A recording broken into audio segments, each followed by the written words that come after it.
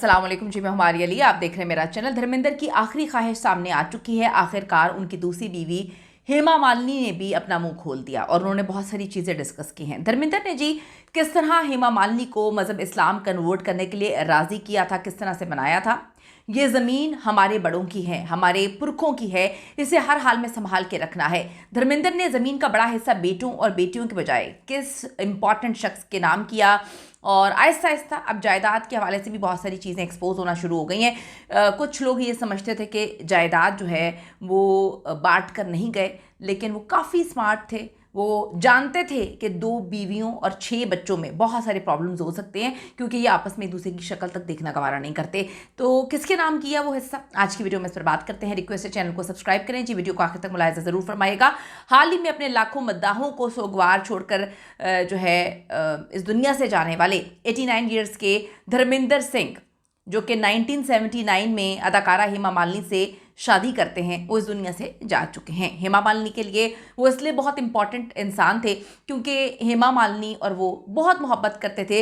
इतनी मोहब्बत थी इसीलिए मज़हब भी चेंज किया, इतनी मोहब्बत थी इसीलिए जो है हेमा मालिनी के बाद किसी और की तरफ मुड़कर नहीं देखा। ना हेमा मालिनी की कभी कोई कंट्रोवर्सी सामने आई और ना ही हेमा मालिनी से शादी करने के बाद धर्मेंद्र की कोई भी कंट्रोवर्सी, कोई भी आशिक ना कोई माशूक जो है सामने आई है दोनों की। धर्मेंद्र सिंह जी पहले से शादीशुदा थे और हिंदू मज़हब में बीवी के होते हुए दूसरी शादी नहीं की जा सकती थी, और ना ही पहली बीवी को वो तलाक देना चाहते थे, क्योंकि 4 बच्चे थे। वो चाहते थे कि ये मेरे दुख सुख की साथी है तो मैं इसके साथ रहूं। अब जी मोहब्बत भी बड़ी इंपॉर्टेंट चीज़ थी, क्योंकि पहली अरेंज मैरिज हुई थी। हिंदू मैरिज एक्ट भी किसी हिंदू को दूसरी शादी की इजाज़त नहीं देता है। कहा जाता है कि इसलिए धर्मेंद्र ने इस्लाम कबूल किया और हेमा मालिनी ने मुसलमान धर्मेंद्र से शादी के लिए फिर इस्लाम उसे कबूल करना पड़ा। दोनों की ये प्लानिंग थी, दोनों ने इस पर बात की थी, दोनों ने इस पर जो है काफ़ी गौर व फिक्र किया था। तभी जाकर उनके दोस्तों ने उनको मशवरा दिया था कि आप इस तरह से कर लें, ना आपकी पहली बीवी को तकलीफ होगी और ना ही आपको कोई दूसरी शादी करने से रोक सकता है। धर्मेंद्र के निकाह नामे के मुताबिक उनका नाम दिलावर खान रखा गया और हेमा मालिनी का नाम जो है वो आयशा बेगम रखा गया। उस ज़माने में जब धर्मेंद्र बहुत पीक पे था, इतने पीक पे होने के बाद इतना बोल्ड स्टेप लेना किसी भी इंसान के लिए जो है वो पॉसिबल नहीं होता। वो चाहते तो छुप के शादी कर सकते थे, वो चाहते तो छुप के सारे मामलात कर सकते थे, लेकिन वो कहते हैं कि जब प्यार किया तो डरना क्या। अपनी पीक पर ना सिर्फ उन्होंने मज़हब इस्लाम कन्वर्ट करके हेमा मालिनी से शादी की दूसरी, बल्कि उन्होंने अलल ऐलान भी कहा कि मैं छुप कर कोई चीज़ आप लोगों से छुपाना नहीं चाहता। ये बात भी काबिल ज़िक्र है कि उस ज़माने में हीरो और हीरोइन फिल्मी करियर को बचाने के लिए अपनी शादियाँ बरसों तक खुफिया रखते थे, आज भी रखते हैं बहुत सारे लोग। इसलिए माजी में ऐसा जो होना कोई अनहोनी बात नहीं है। फिल्मी दुनिया में शादियां और मज़हब की तब्दीली को खुफिया रखना मामूल की बात है।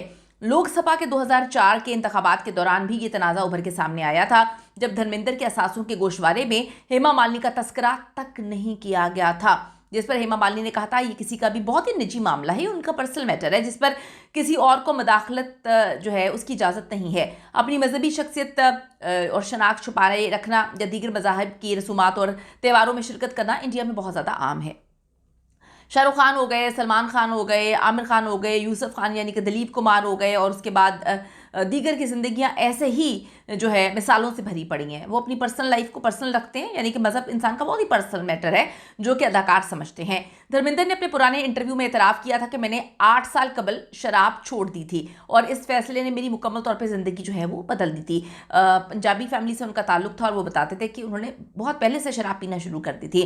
उनके माजी में दिए गए 2 मुख्तलिफ इंटरव्यूज़ के क्लिप सामने आए हैं, जिसमें अदाकार अपनी ख्वाहिशात का जिक्र करते हुए नजर आ रहे हैं। 89 ईयर्स की उम्र में इंतकाल करने वाली अदाकार ने 2007 में दिए गए एक इंटरव्यू में शराबनोशी की आदत ख़त्म करने पर बात की और कहा कि इस पर काबू पाने के लिए सख्त जिद्दोजहद जो है वो करनी पड़ी, लेकिन मैं इसके बाद बहुत खुश हूँ। उनका कहना था कि मैं बहुत ज़्यादा शराब पीता था, लेकिन अब मुझे एहसास हुआ है कि मेरे बस की बात नहीं। अगर आप अपनी ज़ाहिरी शक्ल सूरत, अपनी ताकत और सोच को बेहतर बनाना चाहते हैं तो आपको ये ख़त्म करनी पड़ेगी। बकौल उनकी ये बहुत बुरी चीज़ है, ये आपकी शक्ल सूरत, आपकी सोच पर बड़े मनफी असरात मरतब करती है।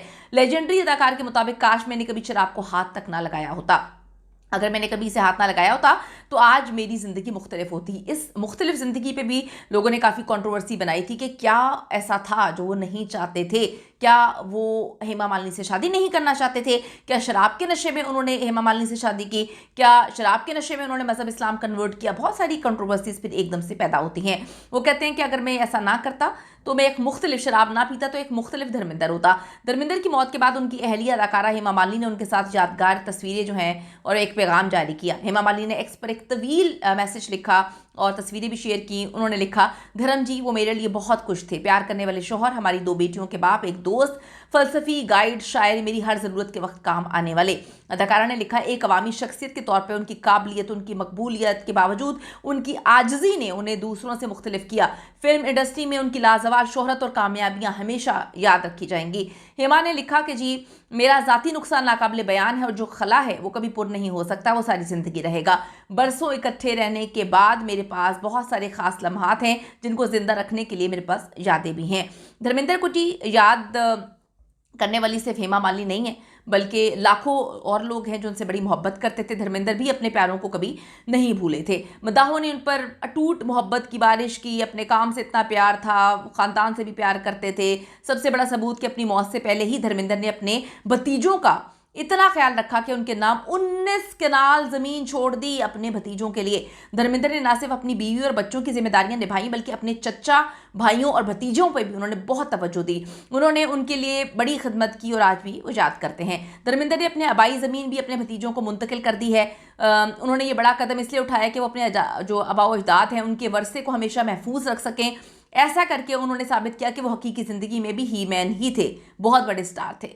धर्मेंद्र ने जी अपने शानदार ज़िंदगी के बावजूद उन्होंने अपने ख़ानदान और जड़ों से कभी भी राब्ता नहीं छोड़ा। उनके अपने आबाई गांव डांगू से ख़ास ताल्लुक़ है और उन्होंने ना सिर्फ अपने ख़ानदान बल्कि गांव में अपने चचा और भतीजों पर भी अपनी मोहब्बत की बारिश हमेशा की है। उनकी सखावत ऐसी थी कि उन्होंने अपनी आबाई ज़मीन का एक बड़ा हिस्सा अपने भांजों को दे दिया। रिपोर्ट्स के मुताबिक धर्मेंद्र के वालिद ने हमेशा उनसे कहा कि ये ज़मीन हमारे आबाओ अजदाद की है और हमारे आबाओ अजदाद की अमानत है, तो और हमें इसका ख्याल रखना है। धर्मेंद्र ने अपने वालिद की इस नसीहत को हमेशा अपने दिल में जिंदा रखा। ये सिर्फ एक घर नहीं, ये देओल ख़ानदान की मिरास है। धर्मेंद्र, सनी देओल, बॉबी देओल और यहाँ तक कि अगली नस्ल सभी जो है एक ही बंगले में एक साथ रह चुके हैं और इसकी ख़ानदानी शनाख्त को मज़ीद मजबूत कर चुके हैं।